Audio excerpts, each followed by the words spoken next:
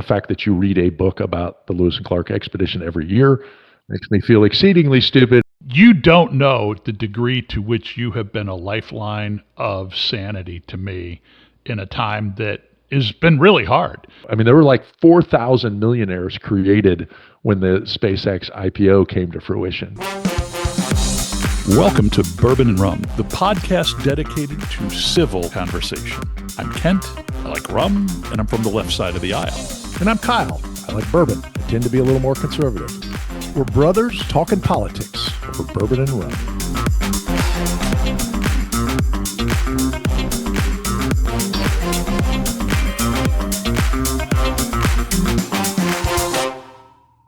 What are you drinking? Well, Ken, I'm so committed to this podcast. Even though it's 11 a.m., I poured a glass of... I got this bottle at my local liquor store. So there's a distillery called Still Austin. It's based, obviously, in Austin, Texas. And they distill their own stuff. And my local liquor store got a barrel pick. It's a single barrel rye cask proof. It's like 115% and alcohol, or 115 proof rather. Yeah, it's pretty tasty. It's like it's fun to try to taste these things and taste stuff, but this thing is like, it smells and then like the nose and then the initial taste and mid palate is like a cherry pie filling. It's like a really bright cherry, and then it gets smooth, but wow, kind of a interesting flavor. Sounds good. Well, it is the morning, and I'm drinking a hydration mix of my own making. I think I mentioned that the other day that I've been making my own stuff. But I had a brain flash the other day. I got all of these ingredients to make, homemade Gatorade. I got the electrolytes and the sugars and the flavorings. Maybe I should come up with now you can buy these canned cocktails everywhere. Maybe what we need is a hydration and recovery cocktail. No, there is one. We were on a golf course last week sometime, and somebody was drinking these spiked Gatorades. I don't know what, somebody's making something like that. It seems really counterproductive. I mean, but, for like a good rave or a long night at the bar, maybe that's exactly what I need. Give me one of those spiked Powerades over there. I could see you at a rave all night. Well, hey, a bit of a change up today. We need to stay more or less on topic. Our producer noticed the somewhat rambling trajectory of last week's conversation. But I saw a great interview this week, and I mentioned this to you as a possible topic. There is a new book out about the Lewis and Clark expedition. And for those of our listeners who haven't really paid attention or dug into it, I'm going to say that the Lewis and Clark expedition is head and shoulders above everything else my absolute favorite story of American history. I think it's the coolest thing ever. And I'm excited by this new book. Maybe we should set our sights on getting the author on our podcast. The book is This Vast Enterprise by Craig Fehrman. And it's a new look at the Lewis and Clark expedition. And I thought it was a really interesting conversation. Again, I think that the whole topic is just fascinating. And so thought we'd dig into that a little bit. Yeah, and I don't know. It's funny. I was researching a little bit, and I saw the podcast. It's like, it's almost kind of the bringing the political spin. So much of what we see trying to compete for our attention is so clickbaity and kind of like intentionally misleading, and we see that all the time in the news, and we talk about it. But like this thing, the podcast title, like, it's a lie. The Lewis and Clark expedition was a lie. And it's like, Okay, well, reading through the details in the summary of this book, it sounds like a great book, and obviously there was a lot more to the story than we saw in the first account. But a lie seems a little much. I noticed that as well. And as you say, like classic 2026, right? Like Yeah. a book review it's like no, it's a lie. There's an art that I have not perfected of you know catastrophic looking thumbnails for YouTube videos. You get all these people with these like terrified or angry looks, it's true. There's a lot of that out there. Maybe our producer needs to start advertising our podcast. Kent owns Kyle. Kyle owns Kent. Yeah, I mean, apparently that's what sells these days. Yeah. But so I don't think you've got the same like okay, I'm going to just confess this Lewis and Clark story. For probably the last 20 years, every spring I read Undaunted Courage by Stephen Ambrose, which was up till now kind of the main text of this story. Sounds like your annual ritual is going to have to change. Well, it may indeed. And there's a very specific reason for this. We actually lived in Utah, not too far from where the expedition went through. And again, I could go way deep down the rabbit hole on this, but in that spring that they departed from St. Louis, just every spring I think about, these guys are in camp on the side of the river waiting for the weather to break so they can start making their way up the Missouri River. And it's March and they're looking at the weather and they're there's a sense of anticipation. There's so much about that story that I think is just incredibly relatable. And so, yeah, I have looked at that every spring, thinking about those guys looking at what was ahead. I thought it was interesting in the podcast I sent you, the comment that I hadn't heard, but it makes a lot of sense, that the cost of that expedition, in terms of percentage cost or percentage of the federal budget, was like NASA money. Yeah. Well, and two things stick out to me every time I think about it is, and unfortunately I have to admit I don't read Undaunted Courage every spring, so I haven't even read Undaunted Courage. So, but anyways, but I do think about it in terms of, if you've ever been out in the woods or anything and you get off the trail and you try to walk, I don't care where it is. You could be up north, up where we're from in Michigan, and you get in the woods and there's all kinds of thickets, or been in St. Louis area, been out west, and you get off a beaten trail and it is really hard to move forward. And I think about, they went into a wilderness. I mean, there's no trails, there's nothing for thousands of miles, and just forcing their way through the bush. I mean, every step must have been just, man, I just can't imagine the difficulty involved there. And then the other thing I think about is there's almost a bit of like Star Trek-y element to it. Like they're walking into stuff like, well, what the hell are we going to walk into next? Or like, what was their thoughts as they got to the Rocky Mountains? Like, oh, whoa, Oh, yeah. Yeah. So it was not as unknown a wilderness. In some ways, it wasn't as unknown as, going to the moon. But because there had been people that had been up into the country, mostly like French trappers, and there were people that were conducting trade with the Indian tribes along the way. But it was sketchy information.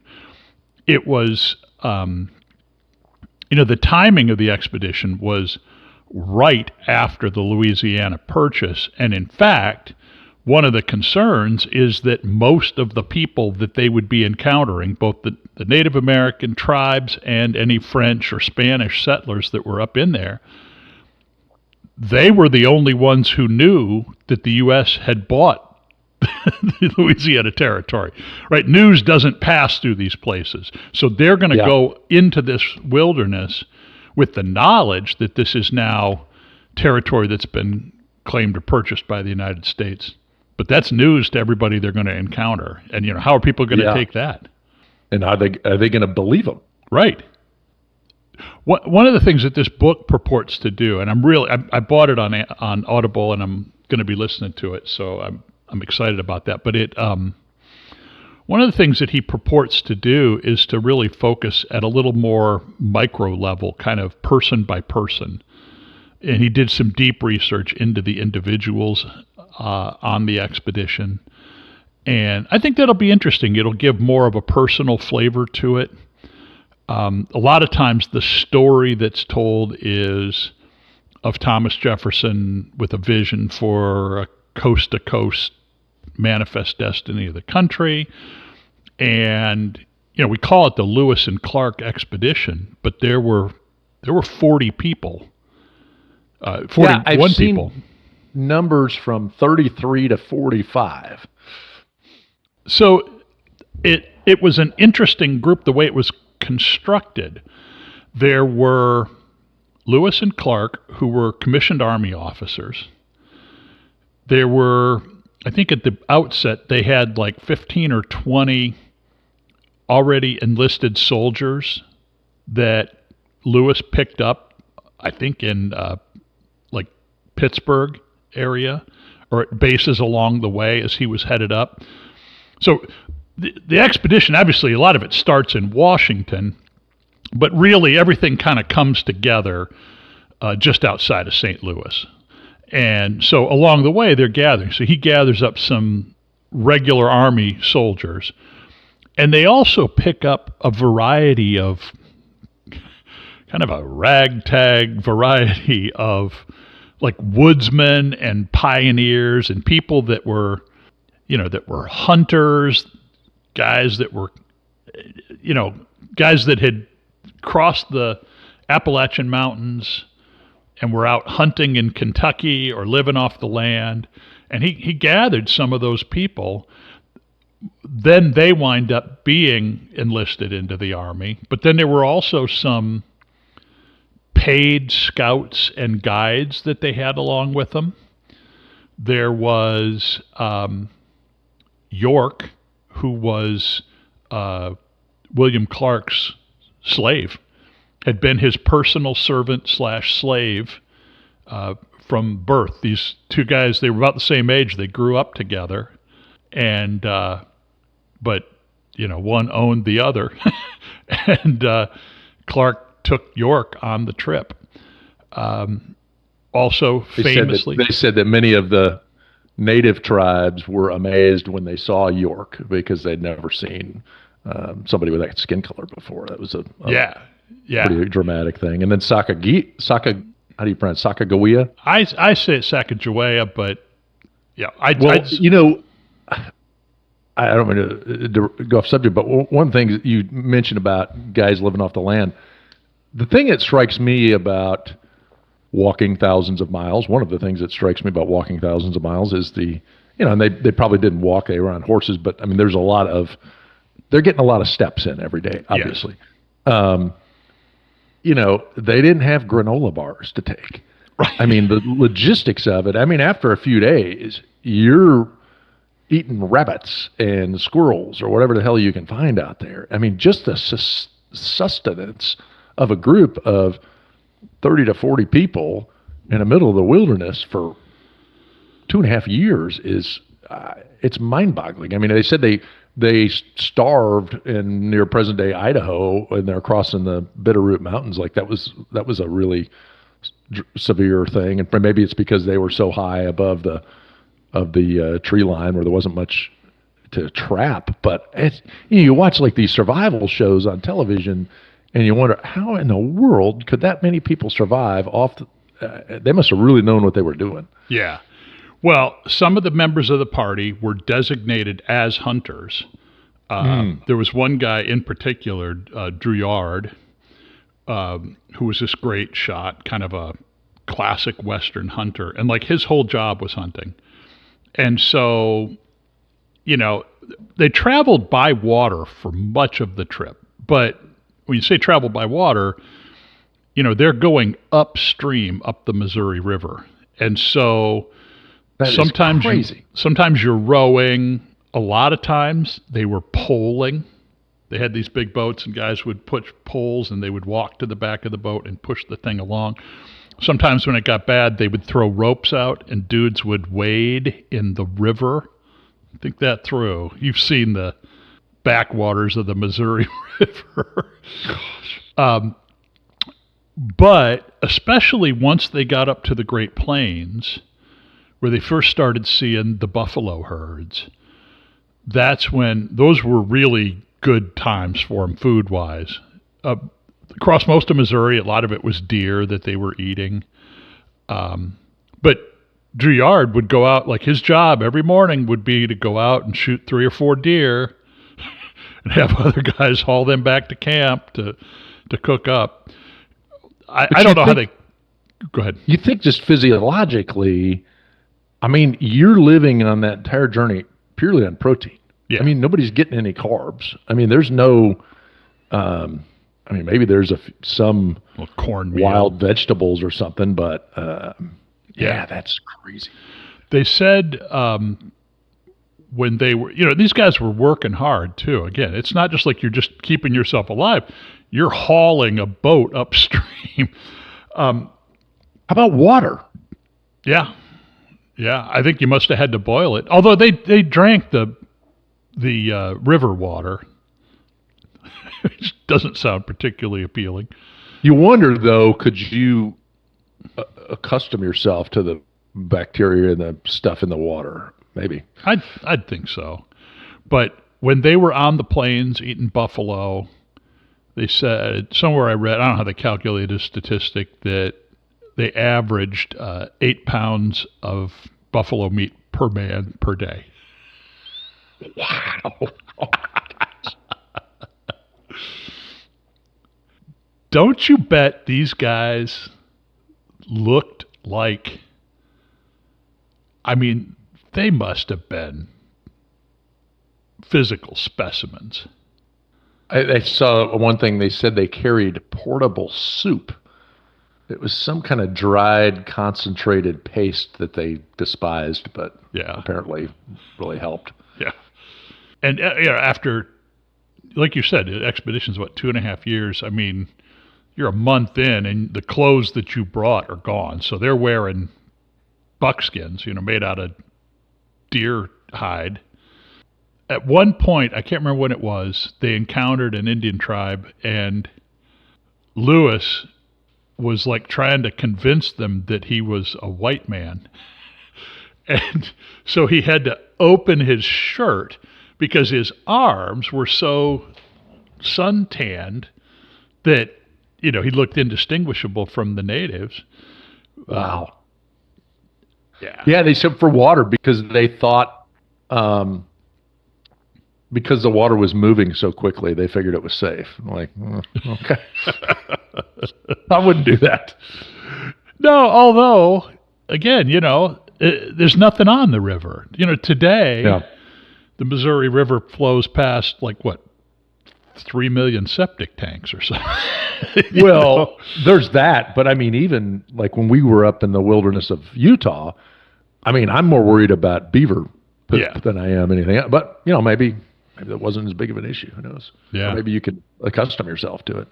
Yeah, I don't know. Crazy. Yeah, I'm sure there was some good fish though, some good salmon to be caught in spots. Yeah, the whole way down the Columbia River, they ate pretty good on salmon. But yeah, crossing the mountains was a time of starvation.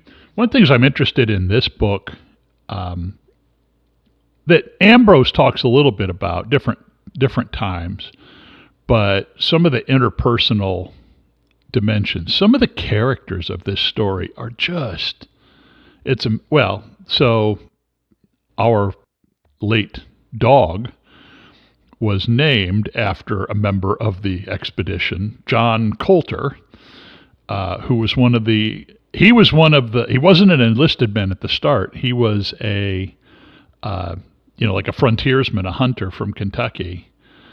And I don't know if it was in the interview I sent you or if it was in another one, an excerpt from the book, a story that I'd heard, but it was cool to hear again.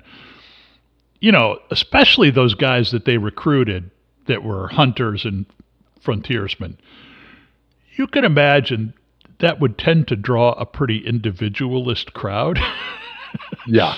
And right. So they camp up for the last winter just before they're ready to leave at Wood Camp it's actually in Illinois. It's on the Illinois side of the Mississippi River, right across from the mouth of the Missouri, which flows into the Mississippi just above downtown St. Louis.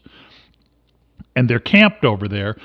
The captains, Lewis and Clark, are in town in St. Louis. They're having, dinner with all the society people in St. Louis and kind of, living it up. The men were out there at camp, and these guys the career enlisted soldiers were trying to bring the other guys around.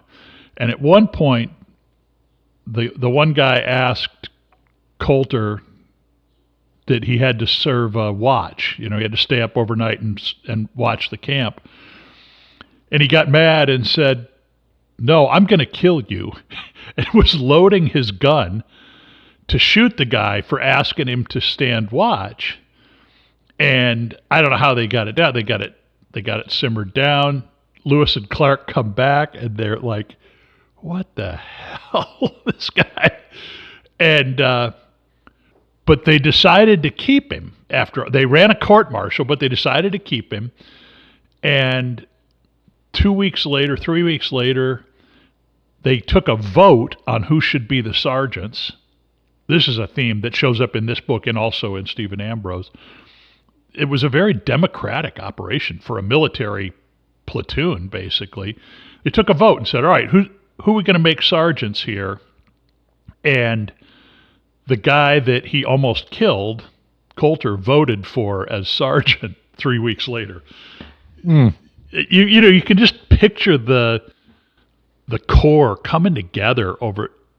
I mean, you were in the military. I've not been, but you're on a 2-week camping trip with people and you feel like you bond. You bet by about a month in of hauling that boat up the river, these guys knew who was snoring by you know what I mean? Like you knew everything about everybody around you. You were just that tuned into each other, I think. It's relatable in that, I mean, some of the friends that I've made over the years, I didn't like at first. People that you bump heads with early sometimes turn out to be the best friends, and some of the people that you don't bump heads with turn out to be. I had a buddy one time in the military that always said, "Hey, whenever you get to a new base, the first people that come and say hi to you are usually the assholes." And I was like, "Oh, that's an interesting thing," but it's kind of true because a lot of the people that reach out first, it's because they pissed everybody else off, so they're going to try to be your pal. But that's actually a saying in the ministry. You show up at a new church, and the people that are on your doorstep welcoming you, look out. Yeah. I don't know that that's a universal truth, but it kind of stands to reason, right? I mean, some of the people that are the easiest people to get along with, the best people, they're busy living life. They're not out there looking for new friends. Well, the other thing I found fascinating digging into some of the research is, I'm thinking about, and I haven't read the book, so I'm going back and researching this without that context. But, I guess when I often thought about this expedition, I thought about every day. It's like the Bataan Death March. They're just slugging away every day. But, I mean, it says most of the time, like, they might go for like 6 days and they'd take a break for a day, and then this I found interesting too. I mean, there's several places where they hung out for a while. I think in North Dakota, and there's a couple of places where they spent like months. Yeah. In Well, one place. and that was for the winter. Their first winter. So they spent the winter outside. And what year would that have been? The first year, the winter of 1803 to 1804. They spent the winter at St. Louis. The next winter, they spent at the Mandan villages in North Dakota. And, that winter was one of these, you can imagine what winter's like on the prairie on North Dakota, Wow. They built a fort and survived. Well, and then the third winter they spent in Fort Clatsop it's in Oregon. It's kind of wedged between the Columbia River and the ocean. But they got back after, it only took them about 6 months to get back. They said they were at Fort Clatsop for 3.5 months, only 12 days without rain. Well, and you think about the winters. I mean, you think about survival in the summertime, but these hunters, I mean, how the hell did they survive in a North Dakota winter when you got feet of snow everywhere? I mean, that must have been brutal. Yeah. Did they have a hard time with food supply during that time? I mean, I'm sure it was always on their mind, but I believe that, of course, part of the reason that those villages were there, that open plains of North Dakota was full of buffalo. And so in the run-up to the winter, you're killing buffalo like crazy and putting up the meat and the hides to, I guess the other question I have is, when you look at the total route, was it all governed by the rivers, or like in hindsight, did they go ways that were inefficient? Like if they did it again, was there more a more direct route, or did they do pretty well based on what they knew at the time? I think that's a really good question. They, in general, I think it was the only way to do it. The Missouri River takes you, the headwaters of the Missouri River are near Bozeman, Montana. And so, there's nothing comparable, and there really is not an overland option, in part because you had to carry enough stuff to sustain yourself with. And, even if it wasn't food, they had goods that they could trade with the natives for food.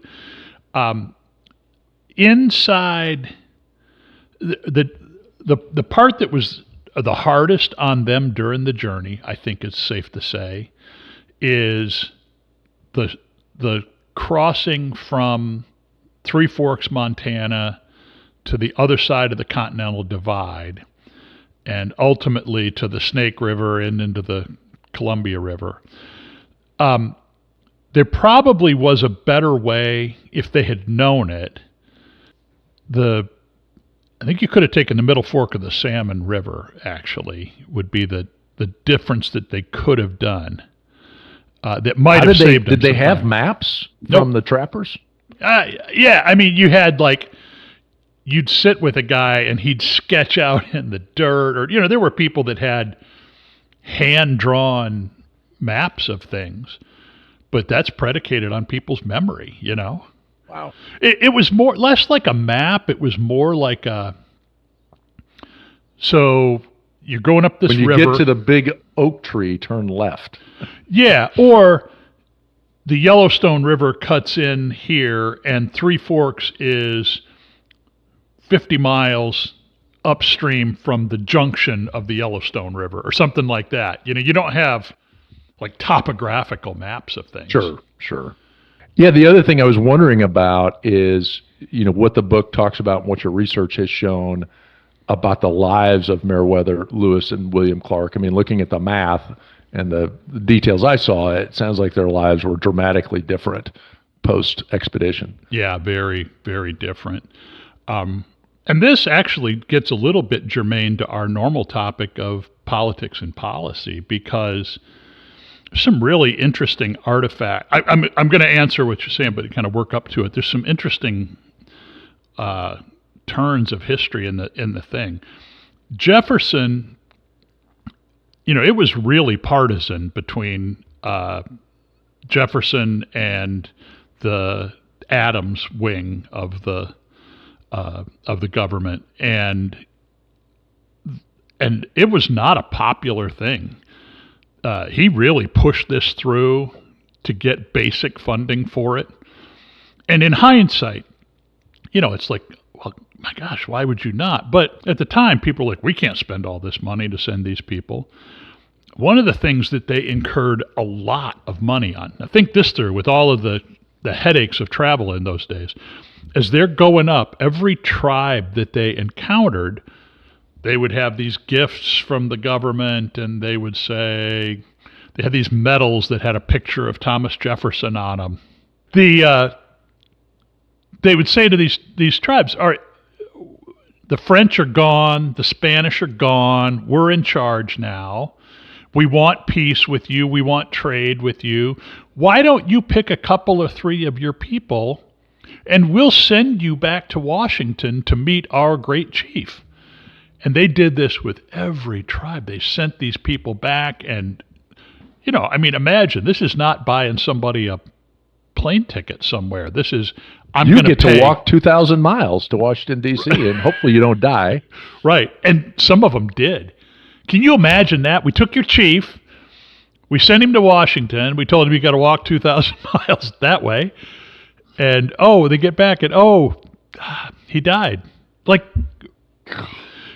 I do think that the whole experience of the Native American over the course of this time is just, but you put yourself in those people's shoes and like, what the hell? We've seen this revolving cast of characters.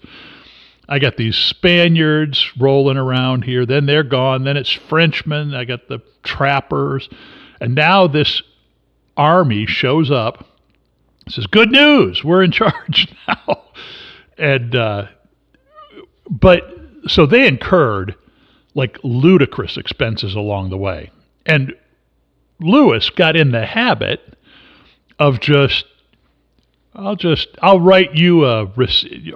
I need you to do this for me. I need some boats when they're going down the Columbia River. Here's a receipt. You just send this to Washington and they'll pay you for it. Well, after the expedition, what Jefferson and the rest of the world wanted more than anything was for Lewis to write up the report. They have between the two captains, they kept journals that summed to about 1 million words. 3 or 4 of the enlisted men kept separate journals, and the part of Lewis's obligation was to publish these journals. Like that's your job now. And he didn't get around to it. He kept kicking it down the can. He couldn't find an editor.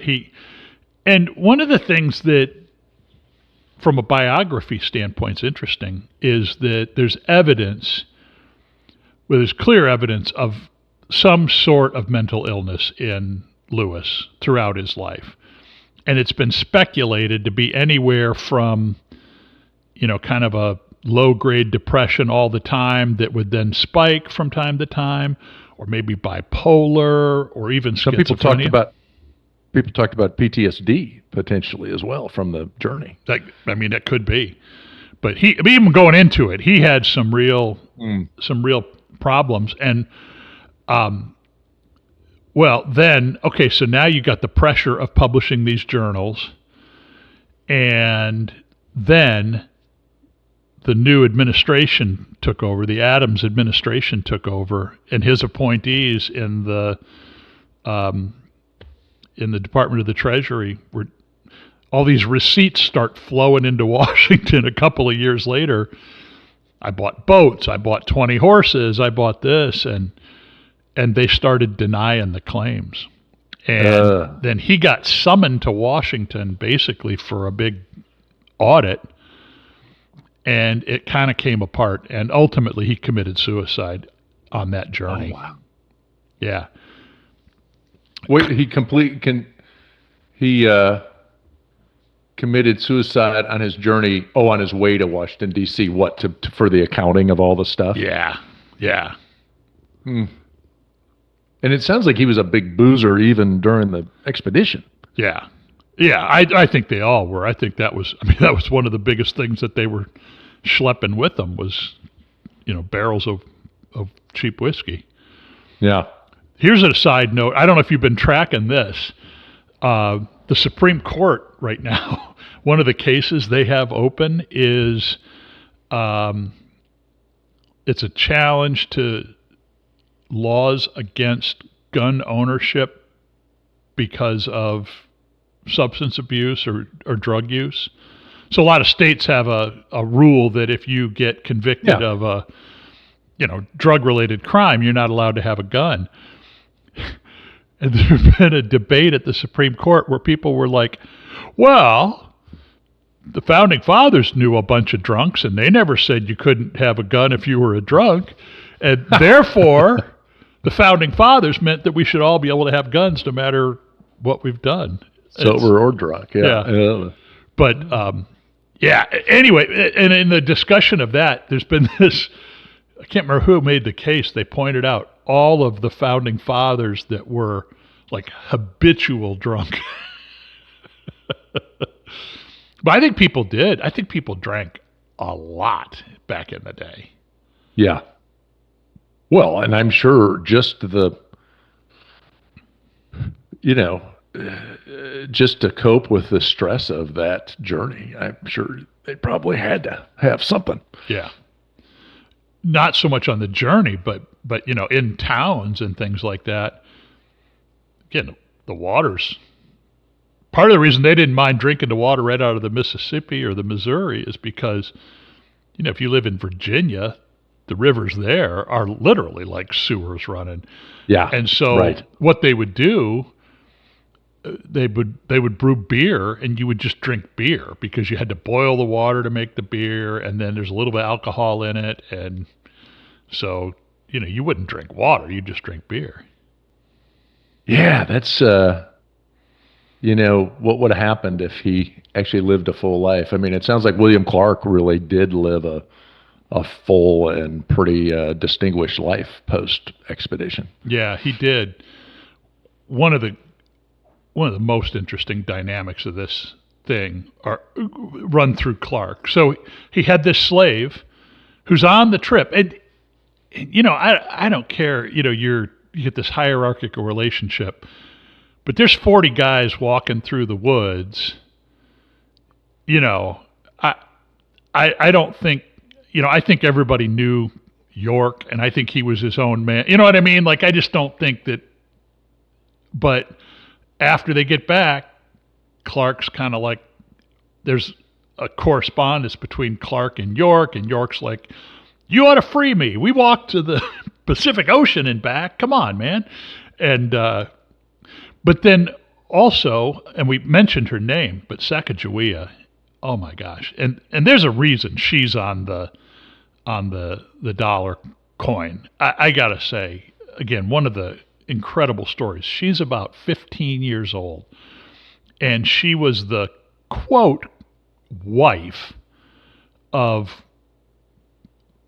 without doubt, the biggest asshole on the trip. This guy was not in the army. He was a French trapper named Charbonneau.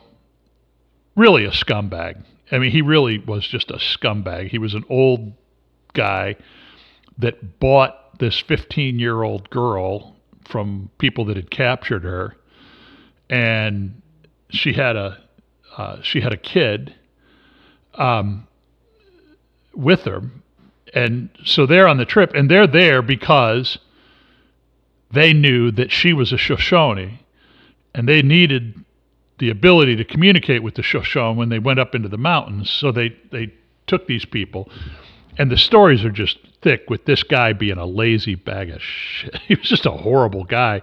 But she was just a just a tough, tough girl. She had been kidnapped or taken in a battle from her people in the mountains of the Shoshones and sold into slavery to this guy. And this is one of there were a couple places in this thing where if events had gone a different way, they would never have made it. And this is one. They were up in the high country, the Bitterroot Mountains. They were hungry. They did not have horses. They didn't know what they were going to do. And the Shoshone tribe captures the front. Lewis was out in front of everybody else. They captured him. That's when he was trying to show, no, I'm a white man. And they were like, yeah, whatever. And the rest of the party comes walking up, including Sacagawea, and the chief of the tribe, who's getting ready to decide if we're going to massacre these people or not, is her brother. Oh. The chief is her brother, and she's like, hey, remember me? And they reunite, and the chief takes care of them and gives them horses, and they keep going.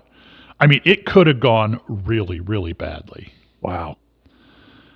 Well, and then reading about York, I guess, he lobbied for freedom post-trip, and then Clark didn't really grant it till later, and then he did, and it sounds like there's different accounts whether he may have died. I mean, York said he died, and it sounds like York was kind of a jerk about, not York, Clark was kind of a jerk about him, saying he's lazy and he's not going to make it.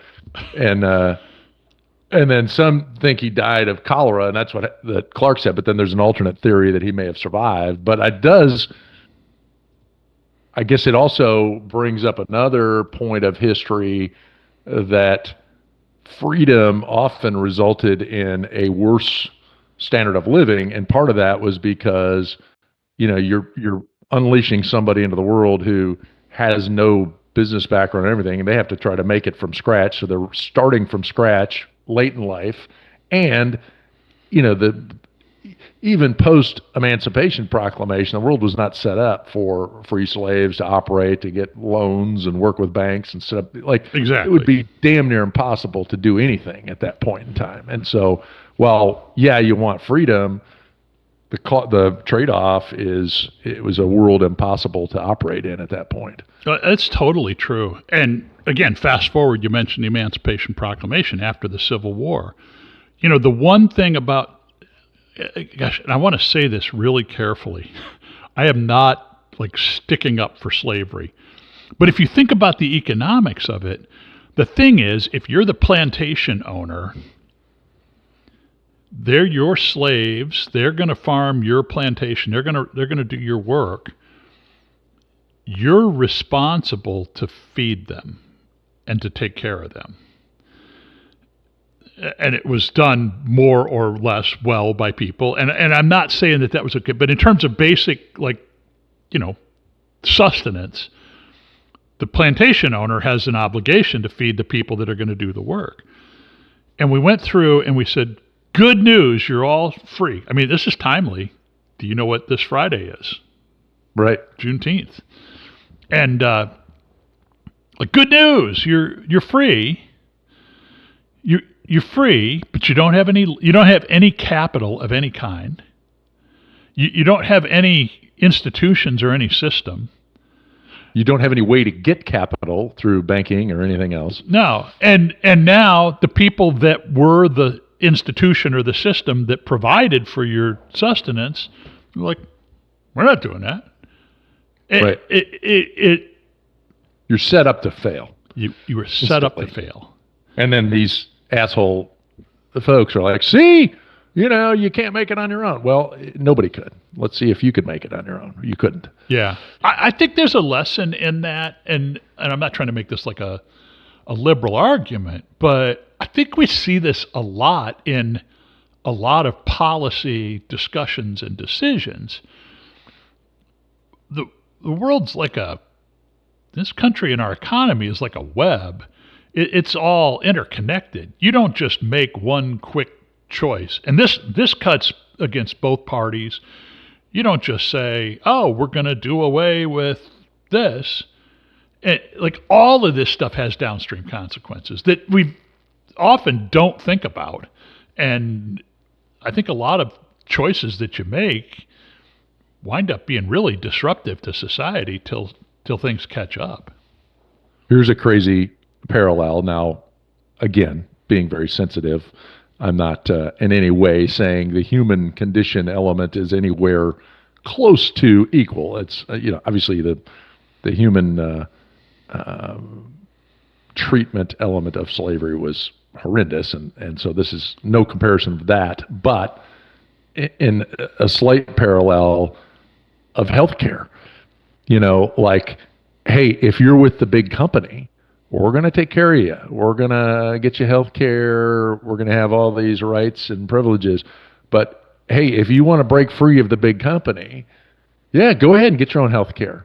Well, it's impossible. Right. And so that's why there's Obamacare. And even with Obamacare, it's exorbitantly expensive. It's almost like these systems, and again, nothing remotely comparing to the human condition, but there are these systems that are like, oh, it's better if you're with us. And if you want to break free of that, yeah, well, good luck, because being on your own, the system's set up against you. It 100% is. And I don't know that there's a fix for that. And like I said, that cuts all different ways. Any kind of big societal program change that you want to make, it's going to have downstreams like that. And I don't think we deal with that very well. I think healthcare is a really good example. If we, I think one of the biggest things, so, there's a lot of talk about reparations now and people getting reparations. The complicated part of reparations now is it's not a clean, like, oh, you were a descendant of a slave. I mean, there's a lot of other factors involved, and there's people that aren't even descendants of slaves that, so like, how do you trace that? And then how do you create a system, again, like, how is that going to be productive? There's a million questions you could dive into, but if slavery had been unwound in the late 1800s and it had been unwound in a way that was going to set up those people for success, think about the cost that would have been incurred at that time, not just reparations, but like retraining and setting up for businesses, and you're creating a civilization almost from scratch. Mm-hmm. If you were to do that correctly. And it's. But there were better examples too. No, I think that's a really apt point, and I think it's really relevant for today. But I think about the British Empire. They did away with slavery, 50 years before the U.S.? I want to say 1820 something. It was formally outlawed in the British Empire. And you think, well, oh, good, they released all the slaves from Scotland, but that's not really where that's a factor. Where they released all the slaves was from the British West Indies, from Jamaica, from Barbados, But it doesn't appear that they've had the same kind of, there was a lot of slavery in the British Empire in the Caribbean, and they outlawed slavery. Why have they not had the same kind of problems? Is it because it was remote? I'm asking. I just don't know. But can you say that again? The British Empire outlawed slavery. Did you look it up? What was it, like 1823? Yeah, full emancipation was 1838, but it happened over a period of time from 1772 to 1838. Okay. So, not a ton earlier than the U.S., 50, 60 years, something like that. You didn't have, like slaves working the land in the British Isles, but you absolutely had, enslaved African American or enslaved people of African descent were all over the British West Indies, all over Jamaica, all over Barbados and Grenada and St. Vincent, and all of those British territories were almost entirely slave economies. But it doesn't appear to me that the British Empire and the descendants of that have the same kind of race problems that we do. Not that there's no problems, but do you know what I mean? I mean, those are all severely impoverished areas. I mean, none of those places are. I mean, right. If not for tourism, most of those places would be, really no industry whatsoever. Well, that's true.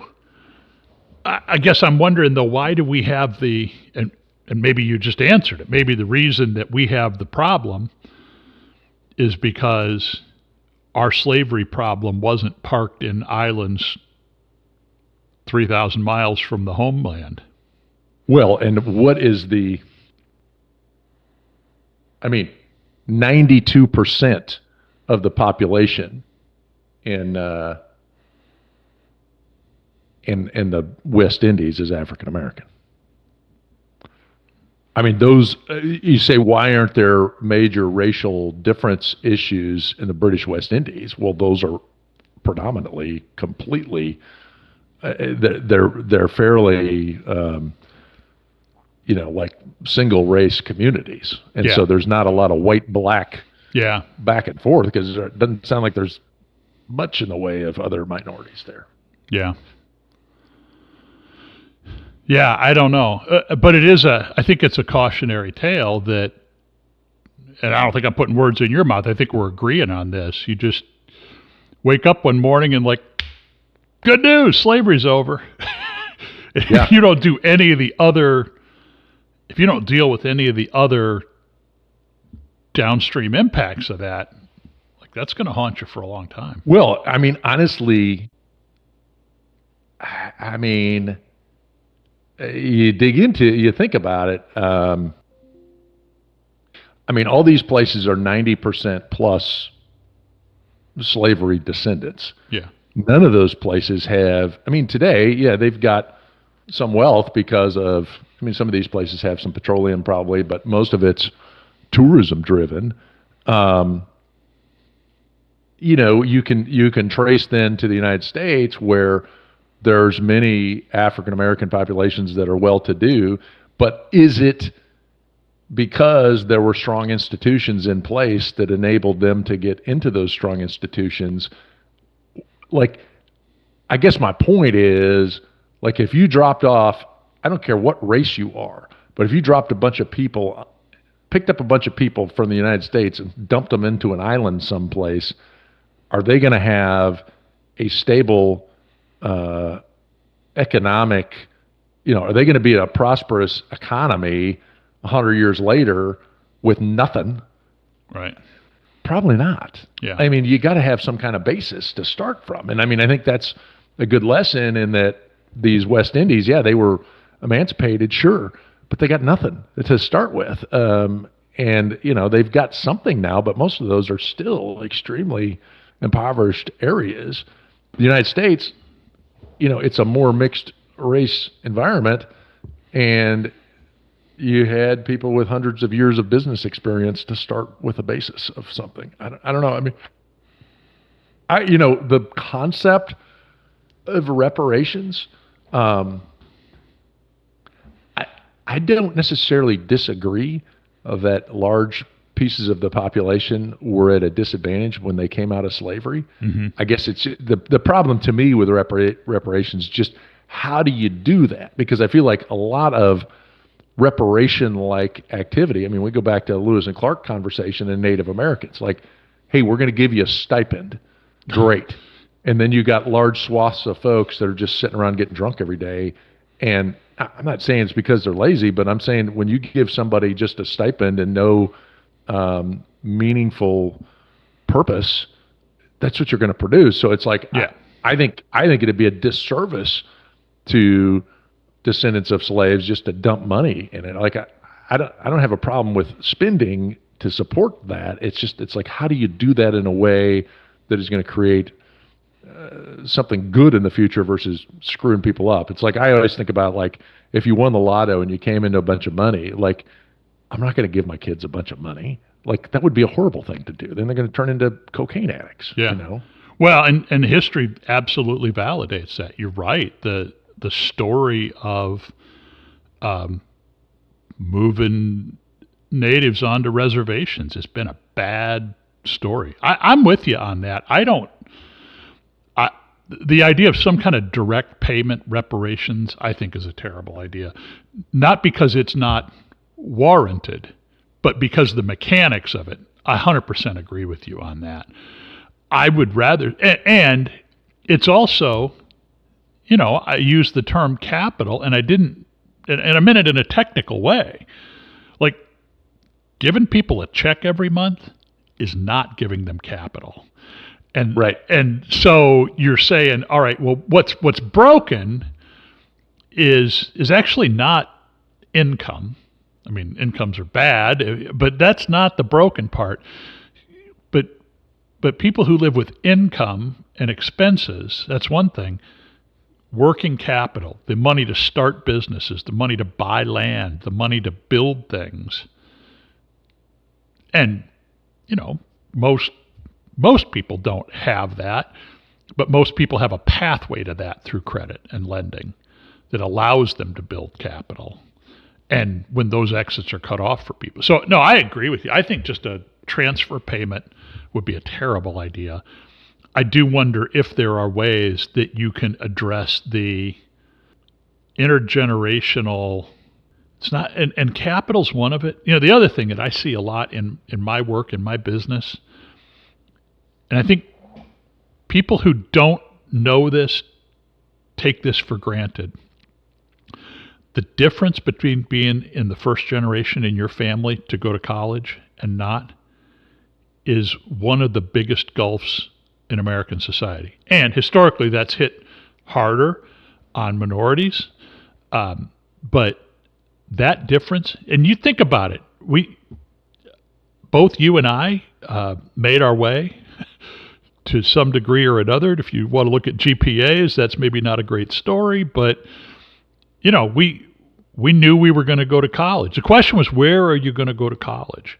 And we knew what going to college meant and what was that like. And for people that are the first in their family to go to college, you think about all the stuff that is new ground that they're breaking every single day. That's a huge, huge social determinant. Well, I think some of Trump's policies with supporting black businesses in the first term, I don't know if they all materialized like they were anticipated, but I think more of that, like finding ways to equip minority businesses and minority zones.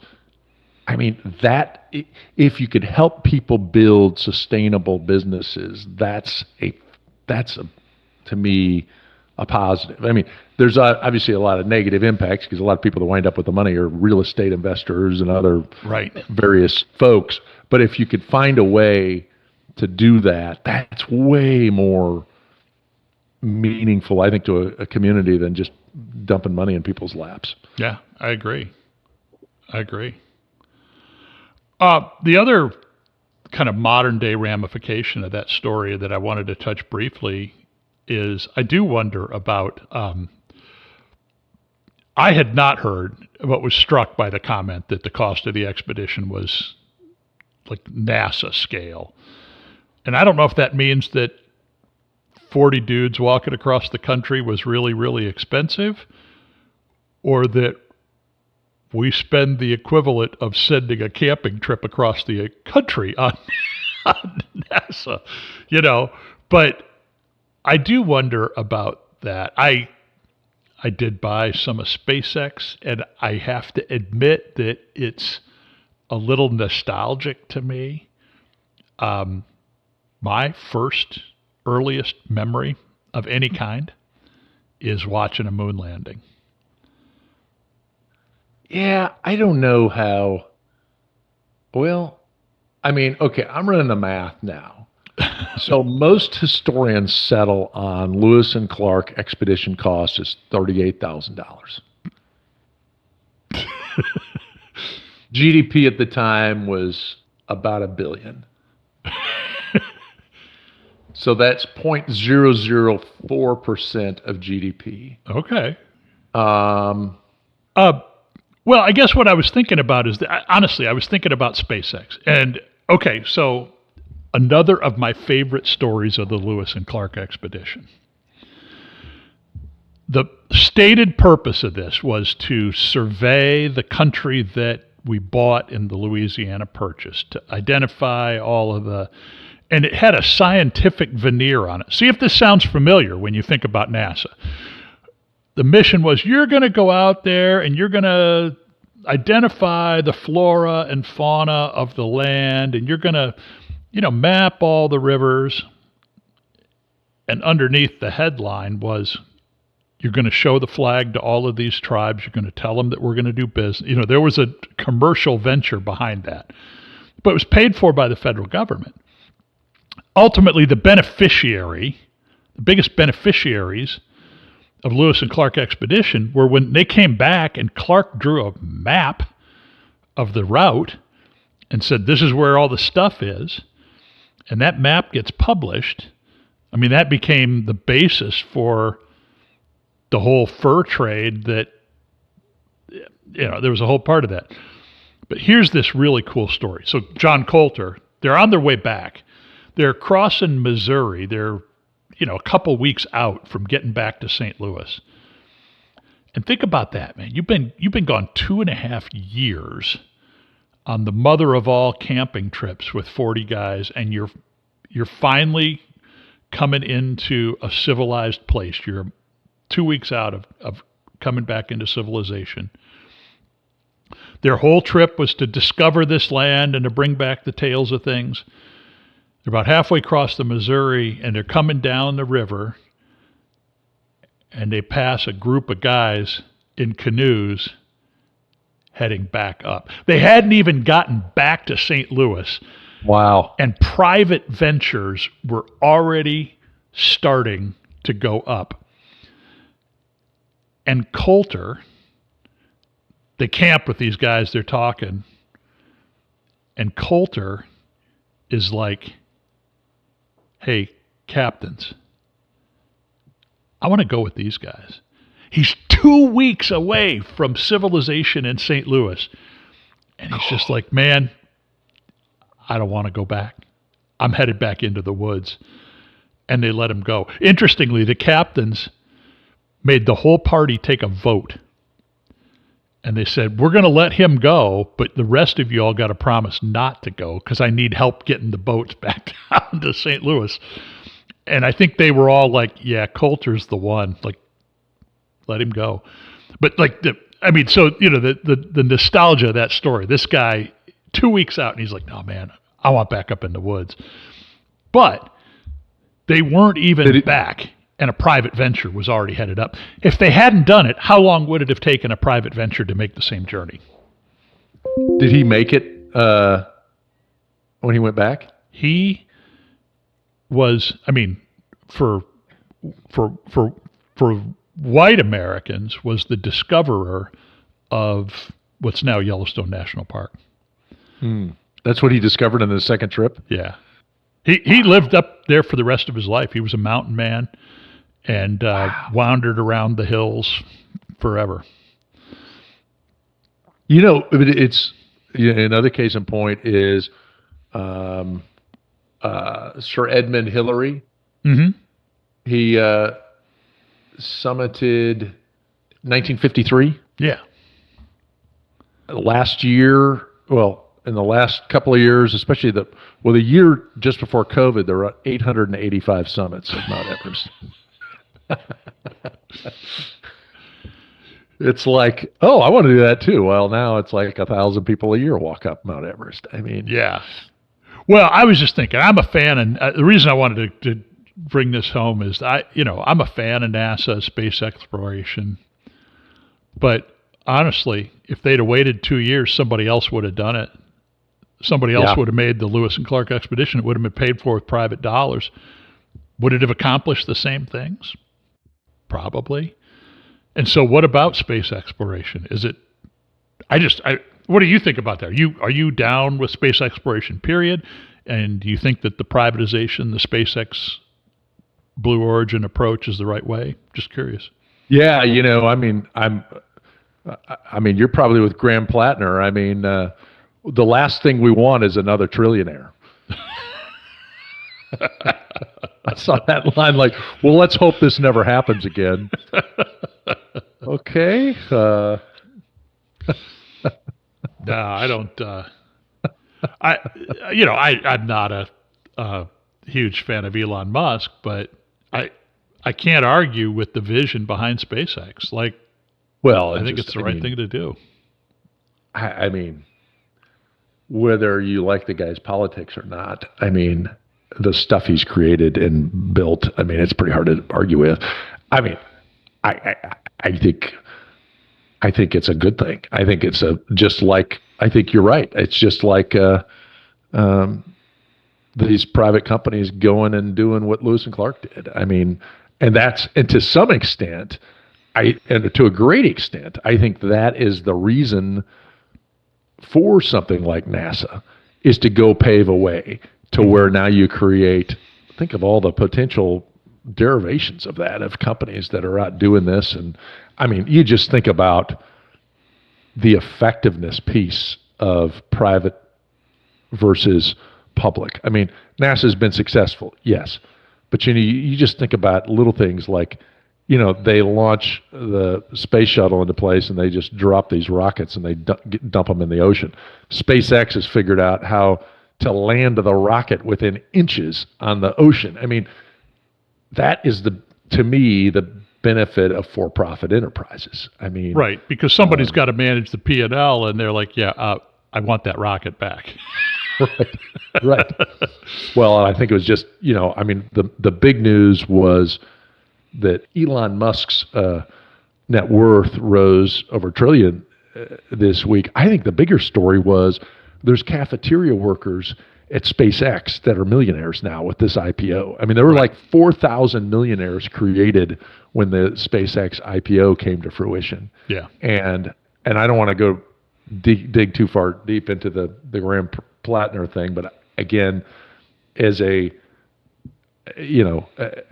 opposing view to his is, no, it's a good thing if there's more trillionaires in the world, because this trillionaire created 4,000 millionaires. And if you don't want more trillionaires, you're not going to have as many millionaires, and you're going to have a lot more thousandaires. And, it all benefit, the more prosperity benefits a wider group of people, in my mind. Well, I think that in principle and in theory, I agree with you on that. At the same time, the structures and the institutions and the system can be built to allow individuals to thrive, but also hold them accountable for making sure that they do bring people along with them. I don't think there's... Well, and I mean, the stupid thing about Elon Musk, well, he's a trillionaire. It's not like he's got $1 trillion to spend. I mean, it's on paper money. I mean, right. Half of his worth, or more, the bulk of his worth is just on a piece of paper, and it's dependent on those thousands of people operating that business and keeping the number there. Right. And if he tried to spend it, like, it would tank the business for doing it. Right. Yeah. Exactly. Well, but it does make you wonder, did you see, I know, Beck, that our producer's going to be so pissed because, we got this easy thing. We're going to talk about Lewis and Clark, and now we've gone to all these other subjects. But did you see the Wall Street Journal's article about how much is $1 trillion? Yes, I did. The graphics. Yeah. Oh my gosh. Yeah, it was crazy.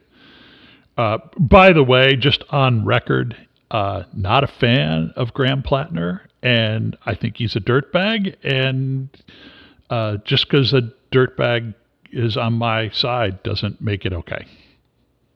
Well, I do think I don't know. I think some of your fear about Trump will materialize into both sides. I think what's going to happen is people's tolerance over what's acceptable in a politician has changed. And I think you're going to see that in both sides. So Yeah. I don't like the guy, but at the same time, I recognize that his ascendance is also more possible in a environment where the message and the behavior of the politician is viewed as more important than the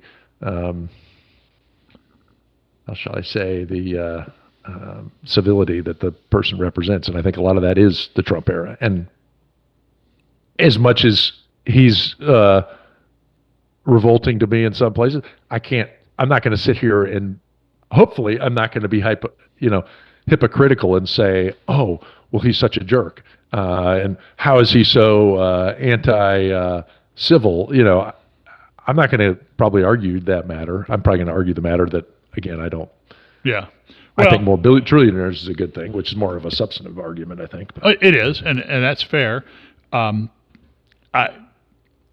think you're right about the reshaping of what's acceptable in politics. And, my fear about that has not been that we elect a bunch of dirtbags who cheat on their wives. That's a part of it. But the bigger fear is, and, I still maintain I'm right. I know that you think that that everything's fine and the institutions hold, but I think you're probably not going to be happy if Democrats seize power and approach the use of executive power in the way that Trump is.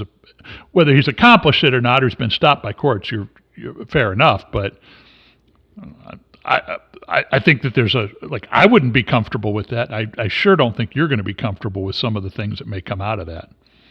Maybe I'm wrong. Well, I think part of the other thing is I think people's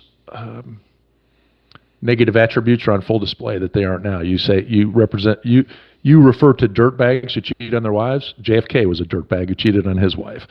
I don't think you put JFK in the same cup of tea as Graham Platner, but if you really pulled back the veil on a lot of these historical figures, kind of like your Lewis and Clark book here, I do feel like we feel like the Donald Trumps and the Graham Platners of the world are extremely revolting for all these reasons and unprecedented.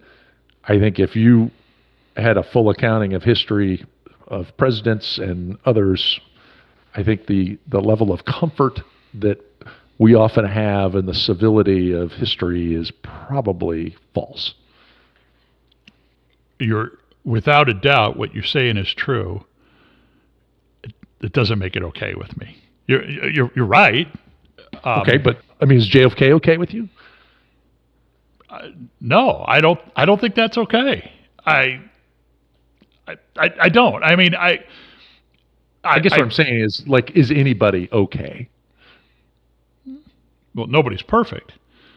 But I think it matters. And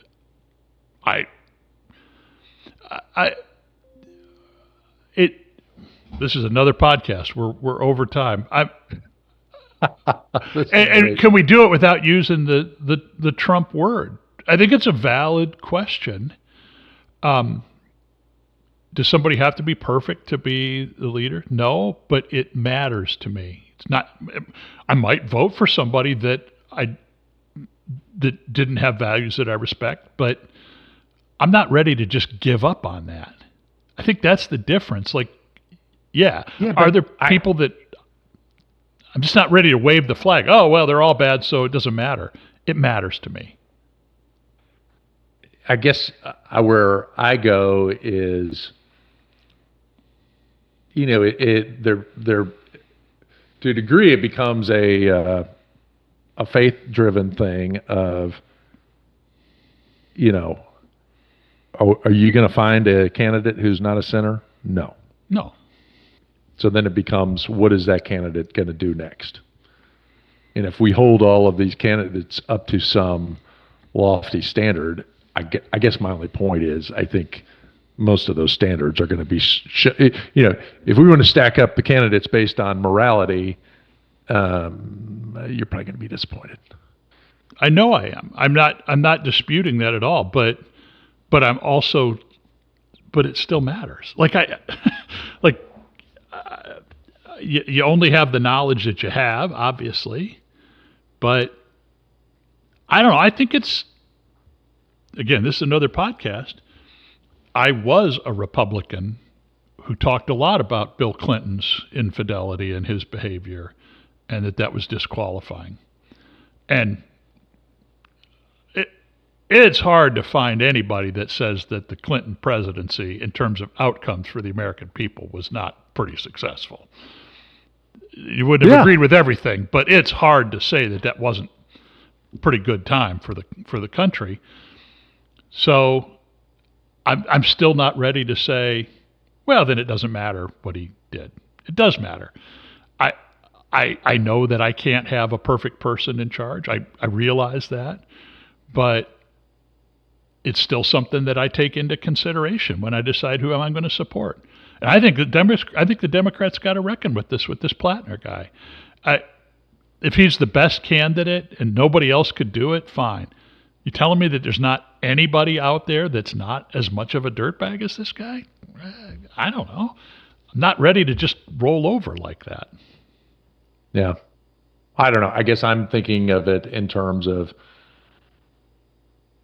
I want somebody who's going to do the job that I want him to do. I mean, I think Mike Pence is a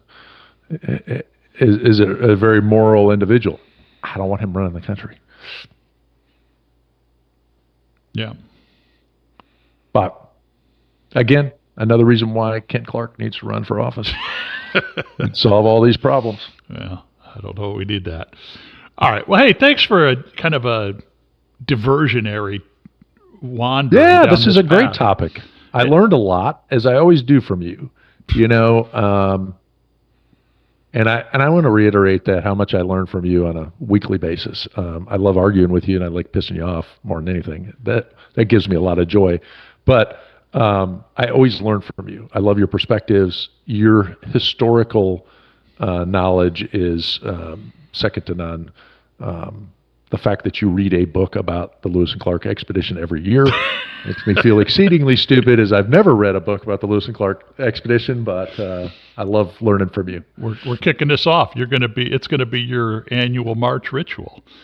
Unlikely, yes. Well, and I'll just return that and say I value your perspective a lot.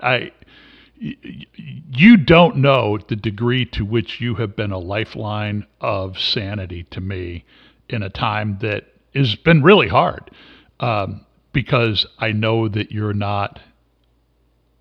I know that you're not a bad person, and you're not crazy, and that you care about this country and you care about other people. And if you can find things in this administration to not worry about, that gives me some hope. It's not apparent to me, but it matters a lot to me that I have that point of reference. Well, great. All right. Well, thanks for getting me drinking at 11 a.m. too. I don't know. That's something to...